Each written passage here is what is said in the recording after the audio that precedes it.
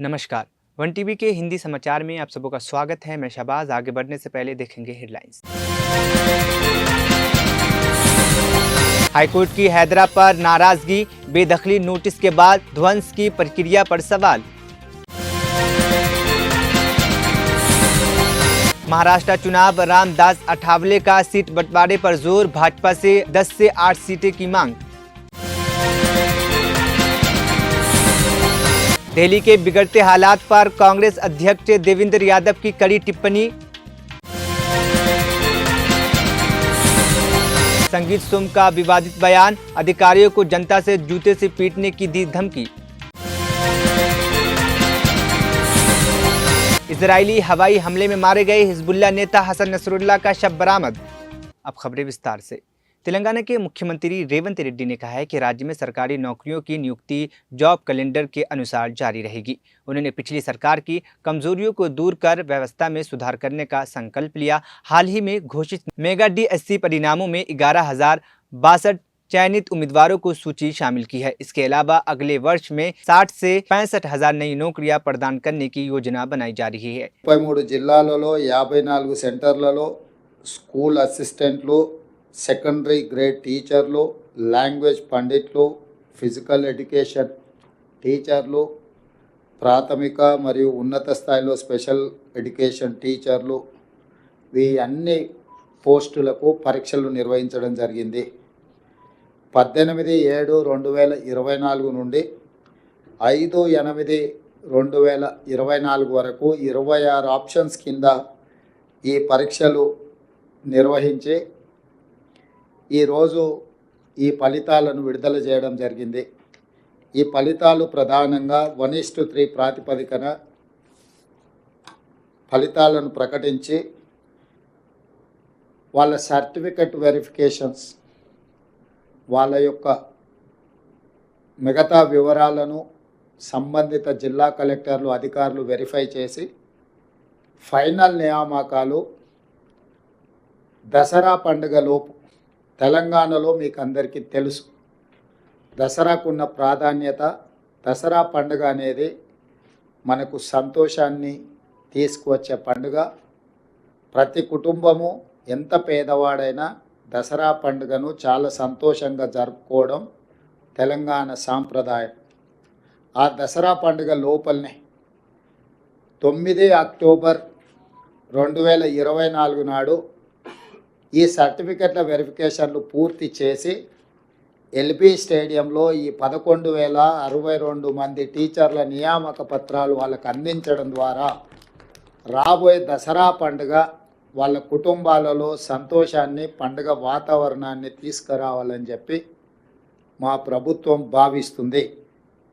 ప్రధానంగా 10 సంవత్సరాలలో గత ప్రభుత్వం ఒకే ఒక టీచర్ నోటిఫికేషన్ ఇచ్చి అందులో వాళ్ళు చేపట్టిన నియామకాలు 7,857 టీచర్ల నియామకం. శ్రీ కల్వకుంట్ల చంద్రశేఖరరావు గారు, మాజీ ముఖ్యమంత్రి గారు 10 సంవత్సరాలు ముఖ్యమంత్రిగా బాధ్యతలు చేపట్టి నిర్వహించి వారిచ్చిన DSC notification Telangana public service commission ద్వారా ఒకే ఒక్కసారి, అందులో వారు నియమించింది 7,857 మంది టీచర్లను మాత్రమే. అంటే ఏ కోశాన కూడా విద్యాశాఖను ప్రక్షాళన చేసి పేదలకు, అత్యంత నిరుపేదలకు విద్యను అందుబాటులోకి తీసుకొచ్చి తండాలలో, గూడాలలో, మారుమూల ప్రాంతాలలో, గ్రామీణ ప్రాంతంలో ఉన్న తెలంగాణ పేదలకు విద్యను అందుబాటులోకి తీసుకురావాలన్న ఆలోచన గత ప్రభుత్వానికి లేకపోవడం వల్ల తీవ్రంగా పేదలు నష్టపోయినరు. అందుకే మా ప్రభుత్వం అధికారంలోకి వచ్చిన ఎంబడే ఫిబ్రవరిలో నోటిఫికేషన్ ఇచ్చి, గతంలో తక్కువ నోటిఫికేషన్ ఇస్తే కూడా వాటన్నిటిని పెంచి పెద్ద ఎత్తున ఉద్యోగ నియామకాలను చేపట్టాలి. ముఖ్యంగా విద్యాశాఖలో చేపట్టడం ద్వారా విద్య మీద రాష్ట్ర ప్రభుత్వం పెడుతున్న పెట్టుబడి ఖర్చు కాదు, ఇది ఒక పెట్టుబడి, భవిష్యత్తు నిర్మాణానికి ప్రయోజనకారిగా మారుతుంది. తెలంగాణ రాష్ట్ర పునర్నిర్మాణంలో తెలంగాణ ప్రజల్ని భాగస్వాములు చేయాలన్న ఆలోచనతోటి ఈ నోటిఫికేషన్ ఇచ్చి అతి తక్కువ సమయంలో పరీక్షల నిర్వహణ నుంచి పరీక్షల ఫలితాలు ఇవ్వడానికి 55 రోజులు మాత్రమే తీసుకున్నాము. ఈ 55 రోజుల తర్వాత నియామకాలకు ఇంకొక 10 రోజులు తీసుకుంటున్నాము. మొత్తంగా 10 నెలల లోపలనే మా ప్రభుత్వం వచ్చిన తర్వాత 65 రోజుల్లో 11,062 టీచర్ల నియామకాలను చేపట్టడానికి మా ప్రభుత్వము పూర్తిగా కృషి చేసింది. ఇది తెలంగాణ నిరుపేదల పట్ల మాకున్న చిత్తశుద్ధి. కాబట్టి ఈరోజు ఈ పరీక్షల నిర్వహణ, ఈ పరీక్షల ఫలితాల వల్ల గ్రామీణ ప్రాంతాలలో విద్యకు దూరం అవుతున్న వాళ్ళందరినీ విద్య అందించడం ద్వారా వాళ్ళని ప్రయోజకులుగా మార్చాలన్న ఆలోచనతోటి ఈరోజు ఈ కార్యక్రమాన్ని తీసుకోవడం జరిగింది. నేను మళ్ళీ ఒకసారి చెప్తున్నాను, ప్రజాపాలన ఇందిరమ్మ రాజ్యం వచ్చిన తర్వాత టీచర్ల నియామకాలకు అత్యంత ప్రాధాన్యతనిచ్చి 10 నెలలు తిరిగే లోపలనే 11,062 మంది టీచర్లను నియమించడం ద్వారా తెలంగాణ పేద ప్రజలకు విద్యను అందుబాటులోకి తీసుకురావాలన్న మా ఆలోచన, మా కృషి, మా అధికారులు చేసిన నిరంతర శ్రమ ఈ సందర్భంగా మనం గుర్తించి అభినందించాలి. అదేవిధంగా మీకు అందరికీ తెలుసు, తెలంగాణ రాష్ట్ర ప్రభుత్వం ఏర్పడిన మొదటి 90 రోజుల్లోనే 30,000 ప్రభుత్వ ఉద్యోగ నియామకాలు, ఎక్కడైతే కాంగ్రెస్ పార్టీ అధికార ప్రమాణ స్వీకారం చేసిన ఎల్పీ స్టేడియంలోనే వివిధ శాఖలలో 30,000 ఉద్యోగ నియామకాల పత్రాలు అందించడం। हाईकोर्ट ने हैदरा के व्यवहार पर नाराजगी जताई है, विशेष रूप से इस बात पर कि बेदखली नोटिस जारी होने के 48 घंटे के भीतर इमारत को कैसे ध्वस्त किया जा सकता है। अदालत ने स्पष्ट किया है कि अगर हैदरा ने अवैध रूप से कार्रवाई की तो उन्हें भी गंभीर परिणाम भुगतने होंगे। न्यायाधीश ने तहसीलदार को निर्देश दिया है कि वह अदालत के आदेशों का पालन करे और किसी भी इमारत को गिराने से पहले मालिक को आखिरी मौका दिया जाए। इसके अतिरिक्त न्यायाधीश रंगानाथ ने यह भी पूछा कि क्या उन्हें पता है कि रविवार को किया गया विध्वंस उच्च न्यायालय की आदेश के खिलाफ था। खैरताबाद विधायक दानिम नागिंदर ने एक अहम बयान में कहा है कि गरीबों का घर तोड़ना सही परंपरा नहीं है। रविवार को पत्रकारों से बातचीत करते हुए उन्होंने स्पष्ट किया कि उन्होंने पहले ही हैदरा के अधिकारियों को चेतावनी दी थी कि वह स्लम इलाकों में न जाएं और गरीबों के घर को न तोड़े। बीआरएस के टिकट पर चुनाव जीतने के बाद सत्तारूढ़ कांग्रेस में शामिल होने के बाद दानिम नागिंदर ने दावा किया है कि कई बीआरएस विधायक उनके संपर्क में हैं, लेकिन ये विधायक उपचुनाव से डर रहे हैं। उन्होंने भाजपा सांसद इटाला राजेंद्र पर कड़ा प्रहार करते हुए आरोप लगाया है कि वह हैदरा के विध्वंस से ध्यान भटकाने की कोशिश कर रहे हैं। నందగిరి హిల్స్ లో గుడిసెల దగ్గరికి వచ్చినప్పుడే నేను దాన్ని వ్యతిరేకించి చెప్పాను, గుడిసెల జోలికి మనం వెళ్ళకూడదు అని చెప్పాను జరిగింది. ఇప్పుడు కూడా నేనేం చెప్తున్నానంటే, ఇక్కడైతే 20 సంవత్సరాల కిందనో 15 సంవత్సరాల కిందనో ఇల్లు కట్టుకున్న వారు ఎవరైతే ఉన్నారో అవన్నీ కూడా అప్పుడు బఫర్ జోన్ కిందనో FTL జోన్ కిందనో డిక్లేర్ చేసి ఉంటే వాళ్ళు ఇల్లు కట్టుకొని ఇన్ని సంవత్సరాలు అయింది. కాబట్టి నేను కూడా ప్రభుత్వానికి, ముఖ్యమంత్రి గారికి వాళ్ళ పక్షాన నేను రిక్వెస్ట్ చేస్తాను, పర్సనల్గా పోయి వాళ్ళందరికీ అక్కడే మళ్ళీ పునర్వాసం కల్పించాలి. మూసీ నది మీద మాత్రము మూసీ ప్రక్షాళన అవసరం. కేసీఆర్ గారే ఒకటి మూసీ బోర్డు ఒకటి ఏర్పాటు చేసి దానికి 10,000 కోట్ల రూపాయలు ఇచ్చి అప్పుడు మూసీ మీద కేసీఆర్ గారు మాట్లాడిన మాట నేను మీకు చూపిస్తాను. ఇప్పుడు ప్రభుత్వానికి సంబంధించిన వివిధ శాఖల బిల్డింగ్ కూడా ఉన్నాయి. అంత గొప్ప పరిపాలన గతంలో జరిగింది కాబట్టి కొంచెం కర్మ వస్తుంది. మనం ఇది ఎక్కడి నుంచి వచ్చింది? దీన్ని చెయ్యాలంటే దీనికి కావాల్సిన వ్యయం 11,000 కోట్ల రూపాయలు. ఇది ఒక తెల్లారి వరకు మరునాటి వరకు కాదు, అవుతుంది అన్నట్టుగా కావాలంటే కొంతమంది మాట్లాడుతూ ఉన్నారు. యాక్చువల్ మేము వచ్చి 2 years 4 months అయితే సిచ్యువేషన్ పూర్తి అసెస్ చేసి తెలుసుకొని ఈ సర్వేలన్నీ చేసేటప్పటికే ఓ ఏడాది కాలం పోతుంది. ఇప్పుడేమో శవాల మీద పేలాలు ఏరుకునే పని. అప్పుడు ఈటీల రాజేంద్ర కూడా మినిస్టర్ కదా ఆ క్యాబినెట్లో, అప్పుడు తెలియదు ఆయనకి. మేము వేం నరేందర్ రెడ్డి గారు మా అడ్వైజర్ గారు చెప్పడం జరిగింది, పిసిసి అధ్యక్షులు మహేష్ కుమార్ గౌడ్ గారు చెప్పడం జరిగింది. దీనివల్ల ప్రభుత్వానికి మనకు చెడ్డ పేరు వస్తుంది, మనం ముందే అప్రమత్తం కావాల్సిన అవసరం ఉంది. అవసరమైతే ప్రజాభవన్లో ఈ కూలిపోయిన వారికి మేము అక్కడే మళ్ళా ఇస్తామని చెప్పి ఒక అష్యూరెన్స్ మనం ఇవ్వాల్సిన అవసరం ఉంది. హరీష్ రావు ఇప్పటికైనా ఇలా శవాల మీద పేలాలు ఏరుకునే పని బంద్ చేయి. ఈటీల రాజేందర్ ఇద్దరు జోగోడు బాగోడు, వాళ్ళు ఇద్దరు ఒకటే. వాడు నరే నువ్వు ఇట్లా చేయరా నేను ఇట్లా చేస్తా అని చెప్పి వాళ్ళు చేస్తుంటారు. కాబట్టి దయచేసి హరీష్ రావు గారి మీద నాకు చాలా మంచి గౌరవం ఉంది, కానీ ఇట్లా శవాల మీద పాయలాలు ఏరుకునే పని बीआरएस के कार्यकारी अध्यक्ष केटी आर ने मुख्यमंत्री रेवंत रेड्डी को स्पष्ट चेतावनी दी है कि वह कानूनी नोटिस जारी करके उन्हें डरा नहीं सकते। उन्होंने कहा है कि वह अमृत योजना घोटाले में रेवंत रेड्डी की संलिप्तता को उजागर करना जारी रखेंगे। केटीआर ने आगे कहा है कि जो आदर्श घोटाले में अशोक चौहान का हुआ, वहीं अमृत घोटाले में रेवंत रेड्डी का होगा। उन्होंने इस बात पर भी जोर दिया कि अमृत योजना घोटाले में रेवंत रेड्डी का बचना मुश्किल है। महाराष्ट्र में विधानसभा चुनावों की तैयारियों के बीच रिपब्लिकन पार्टी ऑफ इंडिया के प्रमुख और केंद्रीय मंत्री रामदास अठावले ने भाजपा के साथ सीट बंटवारे को लेकर बातचीत की है।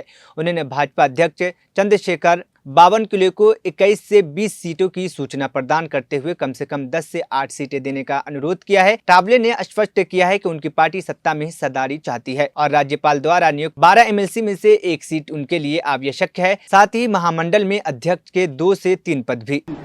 रिपब्लिकन पार्टी ऑफ इंडिया ने चंद्रकांत बावनकुले जी जो मतलब महाराष्ट्र प्रदेश बीजेपी के अध्यक्ष है, उनको एक हफ्ता पहले उनके पास हमने 20-21 सीटों की लिस्ट उनके पास दे दी है और उसमें से एक 8-10 सीटें हमको मिलनी चाहिए, इसी तरह का आग्रह उनको किया है। सीटों के बारे में चर्चा जब करेगी तब थोड़ी सीटें कम ज्यादा हो सकती है, लेकिन उसके बदले रिपब्लिकन पार्टी को सत्ता में भागीदारी मिलनी चाहिए। एक तो जो 12 जो एमएलसी अभी राज्यपाल नियुक्त है, उसमें से एक एमएलसी आरपीआई को मिलना चाहिए और उसके साथ साथ 2-3 महामंडल के जो अध्यक्ष पद है ये भी आरपीआई को मिलना चाहिए और महामंडल के सदस्य भी आरपीआई को मिलना चाहिए, हमारी मांग है। तो एक तो रिपब्लिकन पार्टी अगर महायुति के साथ है तो मुझे लगता है कि सत्ता में आने के लिए कोई ज्यादा दिक्कत नहीं रहेगी, क्योंकि माहौल महाराष्ट्र का लोकसभा जैसा तो नहीं है। अभी विधानसभा में राहुल गांधी ने किए हुए रिजर्वेशन के विरोध का जो स्टेटमेंट है अमेरिका का, उसका फायदा हमें बहुत ज्यादा होगा। दूसरा जो है बाकी राज ठाकरे साहब भी जो सीटें लड़ रहे हैं उसका भी हमको फायदा होगा और बाकी थर्ड फ्रंट जो है तो बच्चों गड़ू और भी कई लोग एक साथ आकर कोई थर्ड फ्रंट बना रहे हैं, लेकिन थर्ड फ्रंट वालों को मेरा कहना है कि भाई आप थर्ड फ्रंट ना बनाकर आप महायुति के साथ आना चाहिए। बच्चों गड़ू जैसा एक संघर्षशील नेता है, दिव्यांगजनों के लिए काम करते हैं, किसानों के लिए काम करते हैं, दलितों के लिए काम करते हैं। उन्होंने मतलब नवनीत राणा के विवाद से हमसे दूर नहीं जाना चाहिए, उन्होंने फिर विचार करना चाहिए और उन्होंने महायुति के साथ आना चाहिए, ऐसा मेरा उनके लिए सुझाव है। और बाकी हमें विधानसभा में 160 से ज्यादा सीटें मिलेगी ऐसा हमारा अनुमान है।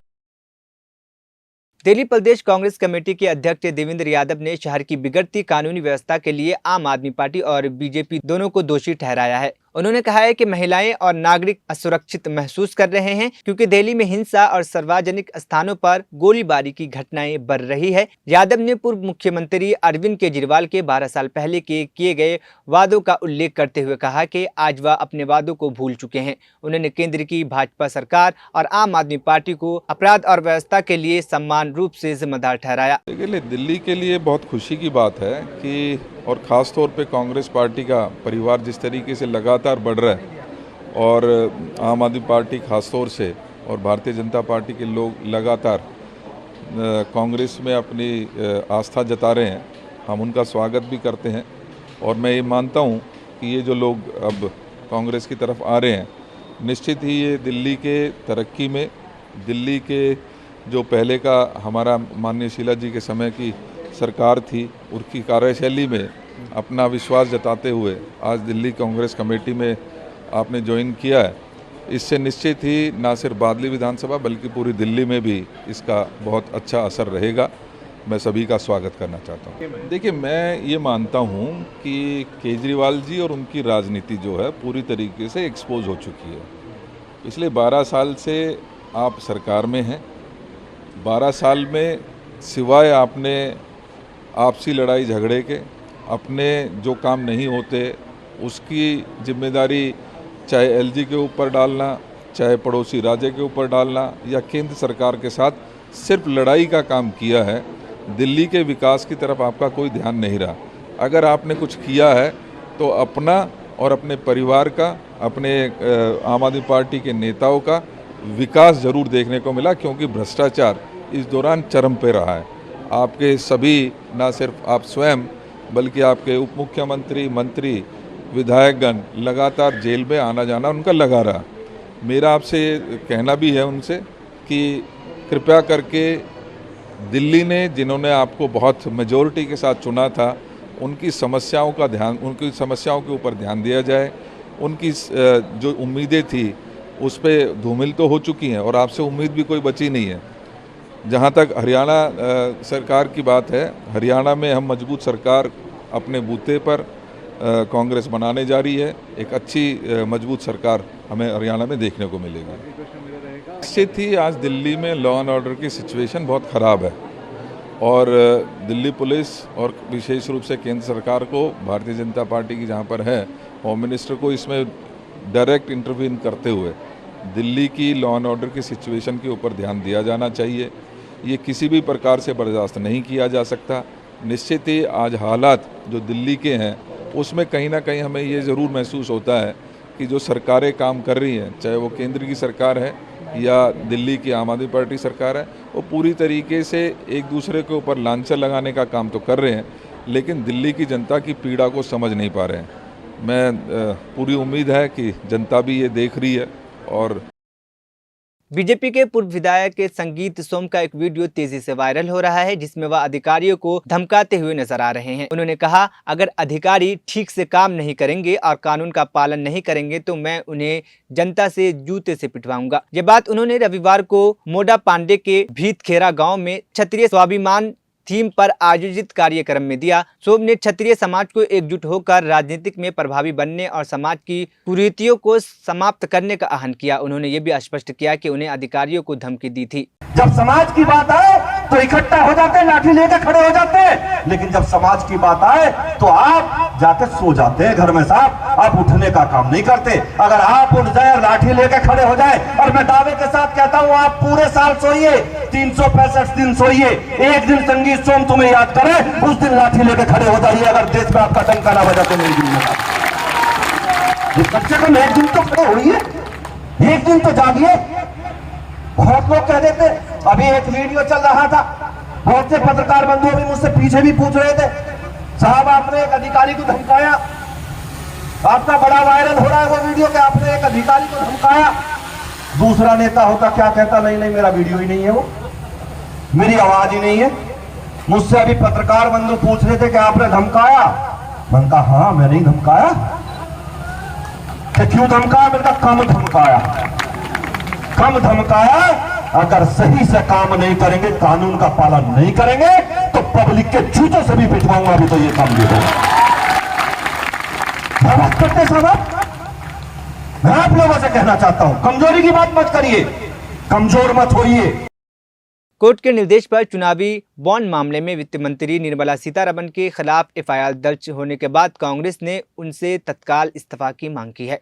पार्टी ने चुनावी बॉन्ड का भाजपा से धन इकट्ठा करने के लिए जबरन वसूली करार दिया है। दिल्ली में एआईसीसी मुख्यालय में आयोजित प्रेस कॉन्फ्रेंस में वरिष्ठ कांग्रेस नेता डॉक्टर अभिषेक मनु सिंघवी और संचार विभाग प्रभारी महासचिव जयराम रमेश ने स्पष्ट किया है कि एफआईआर कांग्रेस के अनुरोध पर नहीं हुआ है, बल्कि विशेष अदालत के निर्देश पर दर्ज की गई है। डॉक्टर सिंघवी ने कहा है कि समन, पूछताछ और गिरफ्तारी जैसी कानून की प्रक्रिया अनिवार्य है।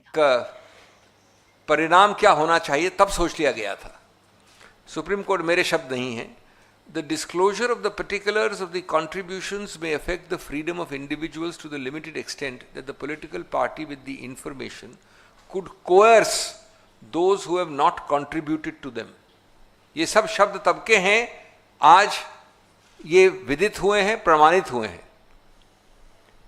Under the current scheme, it is still open to the political party to coerce persons to contribute. Governmental decisions through a seat at the table and quid pro quo arrangements between the contributor and the political formation. ये मैं सिर्फ पंक्तियां पढ़ रहा हूं, मैं पूरा paragraph नहीं पढ़ रहा हूं, आपको पूरे पैरास एक्सट्रैक्ट रूप में दिए जा रहे हैं हमारे ऑफिस द्वारा। The measure in the electoral bond scheme completely tilts the balance in favor of the purpose of informational privacy and abrogates all informational interests. फिर वापस पैरा के बाद पैरा में क्विड प्रो को का शब्दावली वाक्य इस्तेमाल किया उच्चतम न्यायालय में। पढ़ नहीं रहा हूं, बहुत सारे ऐसे पैराज हैं। और अंत में कहा है कि इसलिए thus the amendment to this section दिया उन्होंने 182, manifestly arbitrary for treating political contributions by companies and by individuals alike by permitting unregulated 2024 को सुप्रीम कोर्ट के दबाव के कारण एसबीआई ने, स्टेट बैंक ऑफ इंडिया ने सारी जानकारी पब्लिक में डाल दी। किसने इलेक्ट्रल बॉन्ड खरीदा है, कब खरीदा है और किन किन पार्टियों को फायदा पहुंचा है। ये 21 मार्च 2024 को ये जानकारी प्रकाशित हुई। उसी 2 दिन बाद यानी कि 31 मार्च 2024 को हमारी पार्टी ने उस जानकारी को लेकर पाइथन कोड, आपको याद होगा पाइथन कोड के इस्तेमाल करके हम लोगों ने 4 रास्ते ढूंढ निकाले जिससे ये षड्यंत्र रचा गया। और मैं आपको याद दिलाना चाहता हूं ये 4 रास्ते क्या थे। पहला रास्ता था चंदा दो धंधा लो, ये सीधा रास्ता था, चंदा दो धंधा लो। दूसरा रास्ता था ठेका लो धंधा चंदा दो। क्या फर्क है इन दोनों में? पहला रास्ता चंदा दो धंधा लो, ये प्रीपेड हो गया। दूसरा रास्ता जो था ठेका लो चंदा दो या रिश्वत दो, उसको कह सकते हैं रिश्वत दो। 27 सितंबर को इजरायली हवाई हमले में मारे गए हैं हिजबुल्लाह नेता हसन नसरुल्लाह का शव बरामद कर लिया गया है। सुरक्षा और मेडिकल टीम ने हमले के स्थल से शव को सुरक्षित अवस्था में निकाला है। इस बीच इजराइल ने हिजबुल्लाह पर अपने हमले को जारी रखते हुए 29 सितंबर को लिबनानी सीमा पर टैंक तैनात कर दिया है। रॉयटर्स समाचार एजेंसी के अनुसार नसरुल्लाह का शव बैरूत के दक्षिणी बाहरी इलाके में हमले के स्थल पर पाया गया है जहां ये घटना हुई थी। आखिर में हेडलाइंस फिर। हाईकोर्ट की हैदरा पर नाराजगी, बेदखली नोटिस के बाद ध्वंस की प्रक्रिया पर सवाल। महाराष्ट्र चुनाव, रामदास अठावले का सीट बंटवारे पर जोर, भाजपा से 10 से 8 सीटें की मांग। दिल्ली के बिगड़ते हालात पर कांग्रेस अध्यक्ष देवेंद्र यादव की कड़ी टिप्पणी। संगीत सोम का विवादित बयान, अधिकारियों को जनता से जूते से पीटने की दी धमकी। इजरायली हवाई हमले में मारे गए हिजबुल्लाह नेता हसन नसरुल्लाह का शव बरामद। 1 टीवी हिंदी समाचार यहीं पर खत्म हुआ। मुझे दीजिए इजाजत, फिर होगी कल मुलाकात।